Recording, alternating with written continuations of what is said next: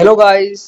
एसआईयूटी के जितने भी चैप्टर वाइज पास पेपर्स हैं बायोलॉजी सब्जेक्ट के, आज से हम वो सारे स्टार्ट करेंगे, सॉल्व करेंगे। और उसके अलावा इनको सॉल्व करना बहुत इम्पोर्टेंट है, क्योंकि जब हम चैप्टर वाइज सॉल्व करेंगे तो एक तरह का आपका उस चैप्टर का रिवीजन भी हो जाएगा, और उसके अलावा आपको पता लग जाएगा कि किस चैप्टर से किस तरह के एमसीक्यूज आए हैं और किस लेवल के एमसीक्यूज आते हैं। Okay, so let's start. This is chapter number 1 and chapter is cell structure. Question number first is dash have been named as suicidal bags. Option A ribosome, option B lysosome, option C the same is lysosome, option D is glyoxysome. Suicidal bag किसको हम बोलते हैं? This is called as lysosome. Lysosome को हम suicidal bags भी बोलते हैं, क्योंकि ये वो ऑर्गेनेल्स होते हैं सेल के अंदर जिनके पास पावरफुल हाइड्रोलाइटिक एंजाइम्स होते हैं।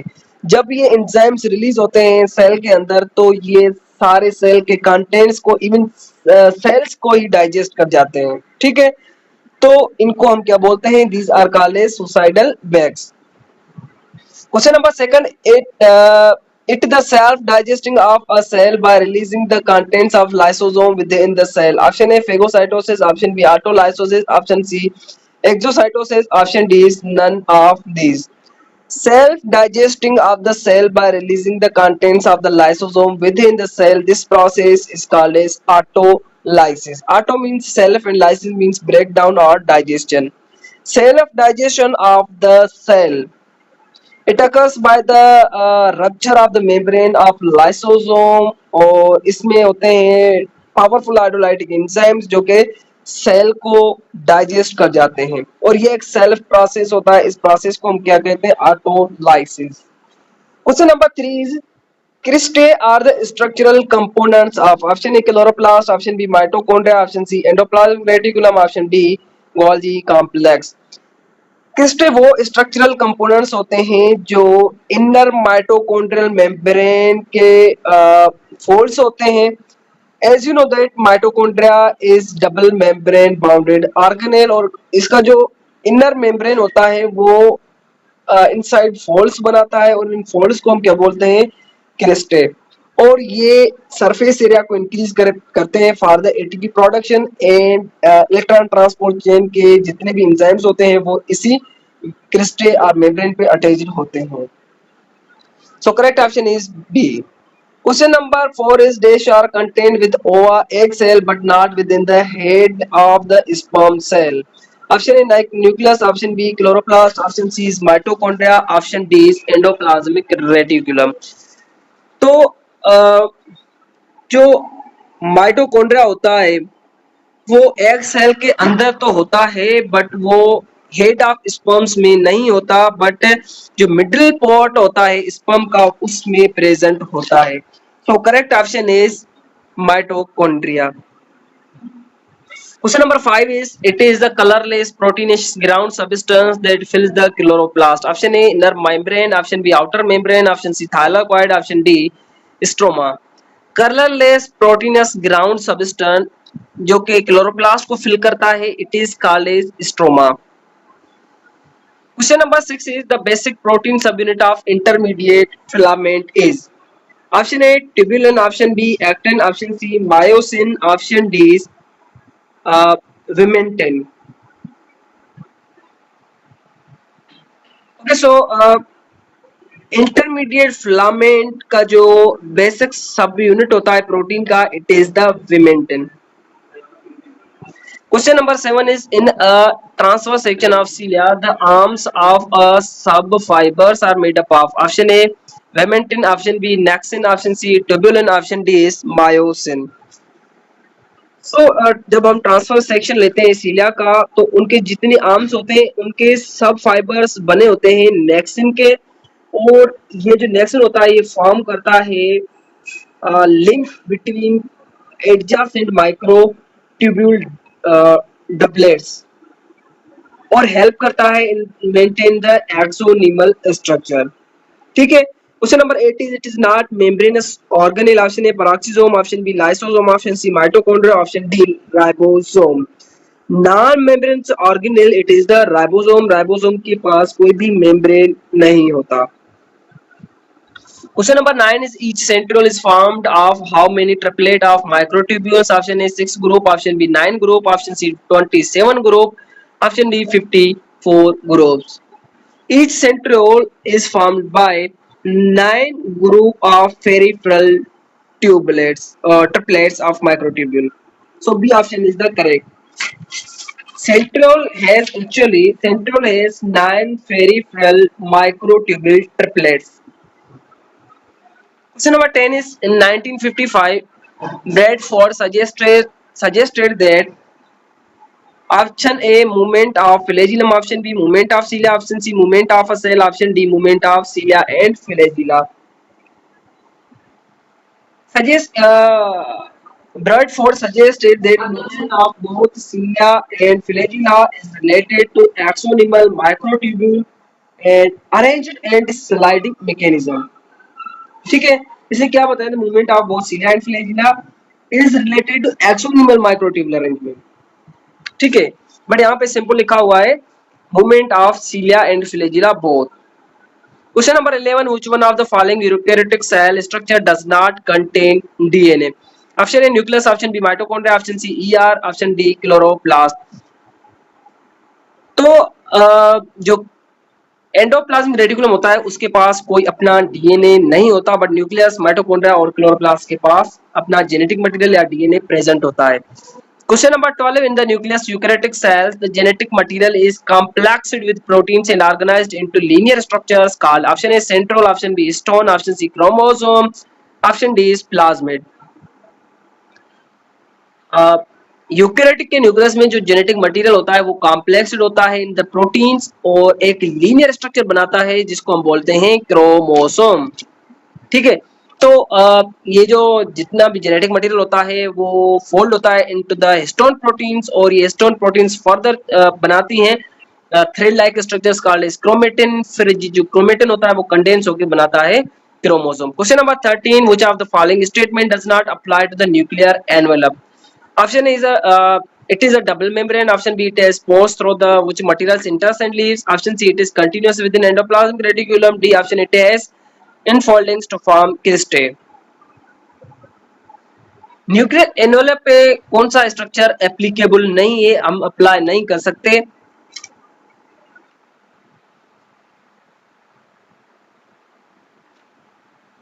It has infoldings to form the cristae. इसके पास कोई क्रिस्टे नहीं होते, इनफोल्डिंग्स नहीं होते जो कि जिस तरह माइटोकॉन्ड्रिया के पास होते हैं जो कि क्रिस्टे बनाते हैं. इसके न्यूक्लियस के पास कोई भी नहीं होता ऐसा स्ट्रक्चर.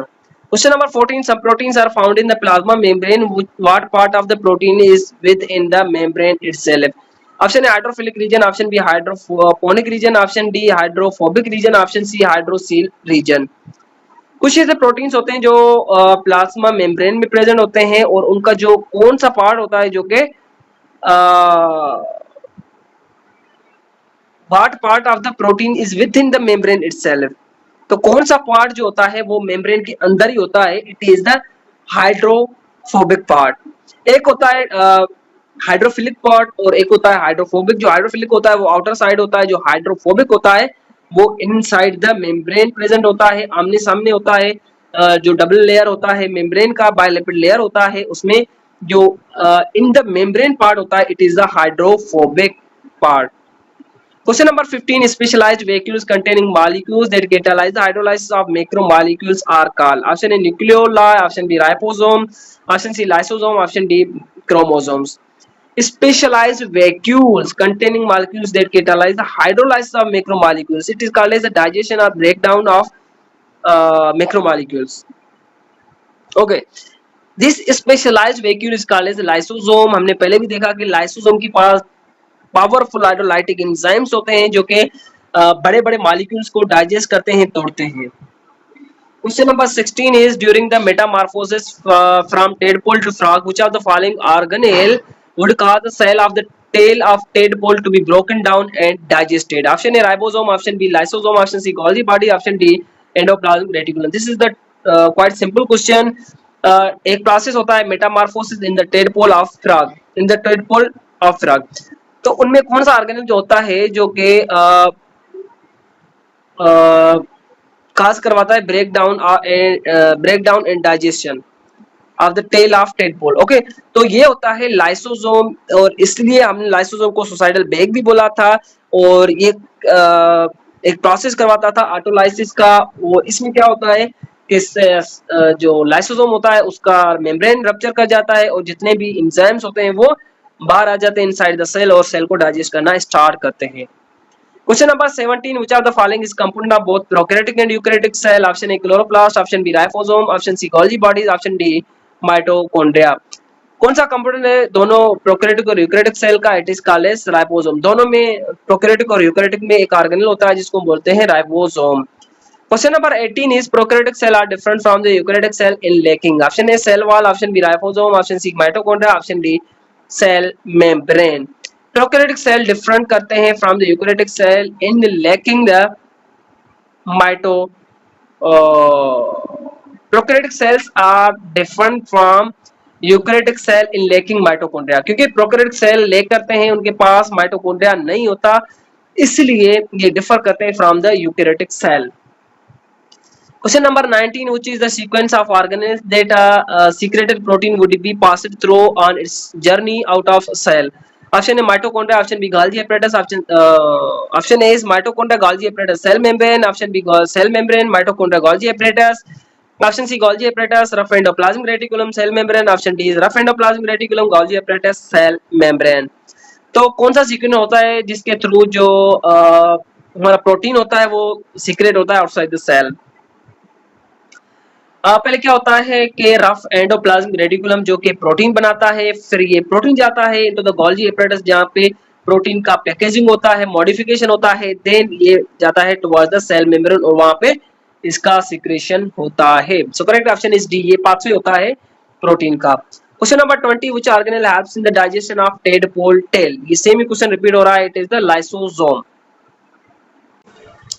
ओके, अब हम सॉल्व करें chapter second, which is the biological molecules. Question number 1 is, it is a watery solution of salt, sugar, amino acid, protein, fatty acid and nucleotides. Option A protoplasm, option B cytoplasm, option C nucleoplasm, option D cytosol.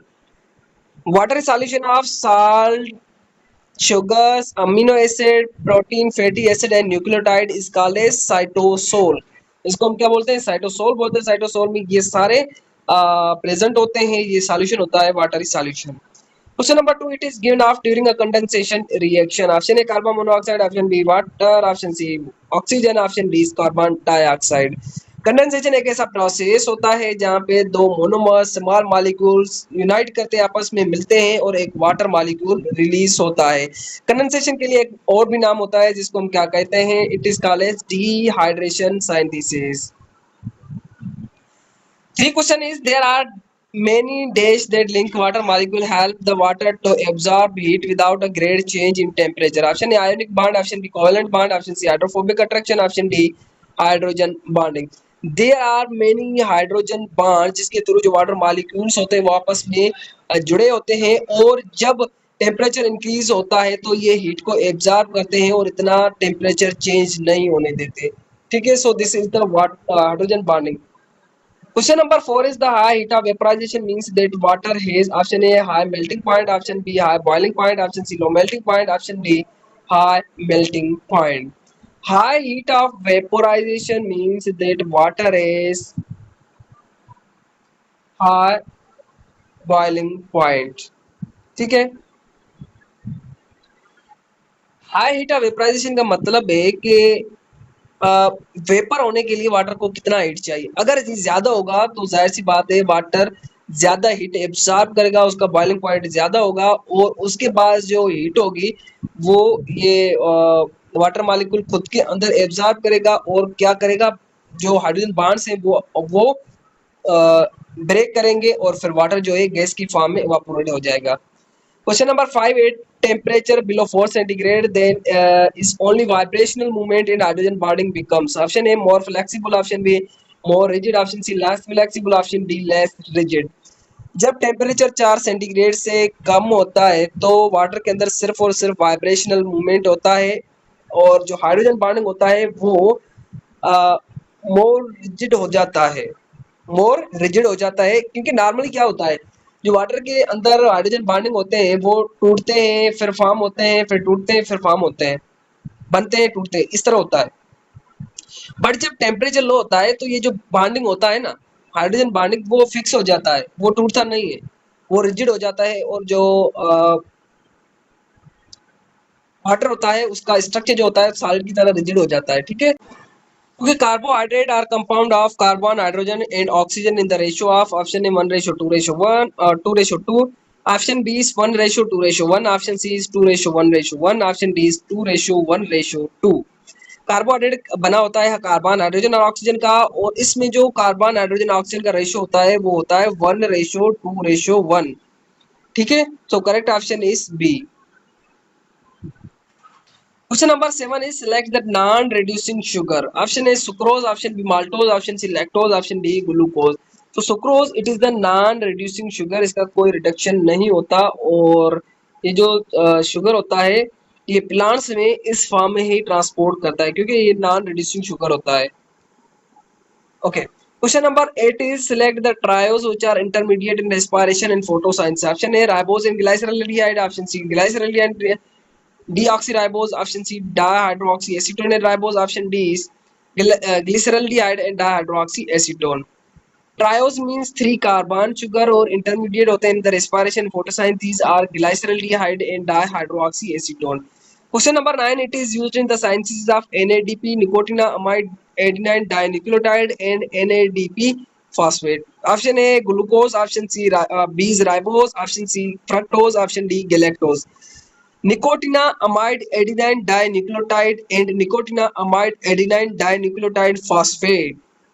Adenine dinucleotide, यहाँ पे nucleotide ये these are the derivative of the nucleotide, और nucleotide के लिए जो carbon होता है it is the 5 carbon and it is called as ribose sugar. Question number 10, dash is the carbon dioxide acceptor in the photosynthesis. Option A ribose, option B glucose, option C ribulose bisphosphate, option D is glyceraldehyde.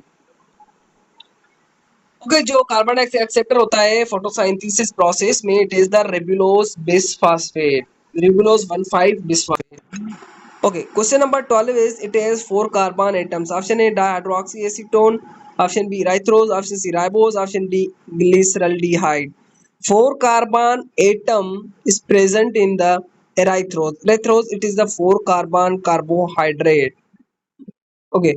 Question number 11 is it is used in the sciences of polysaccharide. Option A glucose, option B galactose, option C fructose, option D ribose.